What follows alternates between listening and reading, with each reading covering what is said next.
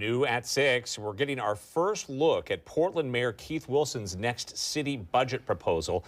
It addresses a shortfall of more than $160 million. According to Mayor Wilson's team, major cuts will be made, but the budget will maintain what the city says are critical resources like fire stations, community centers, and affordable housing, as well as parks and police. However, most of those resources would see various reductions to cut costs under the mayor's proposal. For example, the police bureau would cut more than $20 million to things including technology and administrative support and programs like the bureau's public safety support specialists.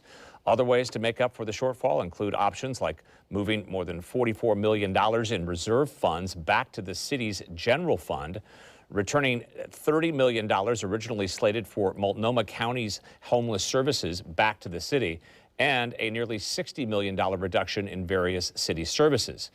For more specifics on the mayor's proposed city budget and what happens next, just head to the Fox 12 app.